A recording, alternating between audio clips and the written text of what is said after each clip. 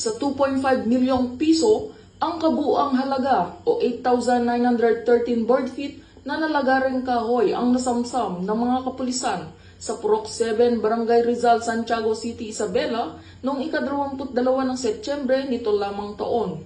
Sa pinagsanib na persa ng Criminal Investigation and Detection Group, Isabela Provincial Field Unit sa ilalim ng pamumuno ni Police Major Rolandolf B. Pugoon, Officer in Charge, katuwang ang CIDG Santiago City Field Unit, Santiago City Police Office at City Mobile Platoon, ay inaresto ang driver ng truck na lulan ang mga nabanggit na illegal na kahoy.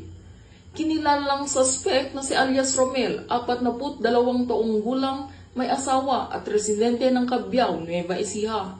Ayon sa investigasyon, isinagawa ang pag-aresto matapos makatanggap ang mga otoridad ng impormasyon na ang nakumpiskang ebidensya ay kinuha mula sa Paracelis Mountain Province at dadalhin ng suspect sa Bulacan at Nueva Ecija.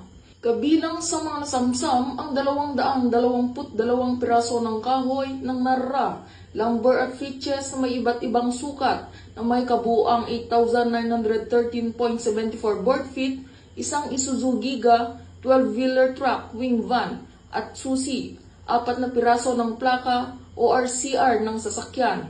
Samantala, pinuri ni Police Brigadier General Roy B. Parenya, Regional Director ng Police Regional Office 2, ang kapulisan dahil sa matagumpay na pagkakahuli ng suspect. Dagdag nito, hinikayat ni Police Brigadier General Parenya ang iba pang mga miyembro ng hanay na ipagpatuloy ang mahigpit na pagpapatupad sa Presidential Decree 705 upang patuloy maprotektahan at mapangalagaan ang kalikasan sa lambak ng Cagayan. Ang kapulisan sa lambak ng Cagayan ay patuloy sa pagpupursige upang masawata ang mga lumalabag sa batas at mga gumagawa ng illegal na pagtotroso na nakakasira sa yaman ng kagubatan dahil ang yaman ng kalikasan ay makakatulong sa pag-unlad ng bansa tungo sa bagong Pilipinas. Dito sa lambak ng Cagayan, ako ang inyong PNN correspondent, Patrolwoman Ledesma, alagad ng batas, taga-taguyod ng Balitang Pulis.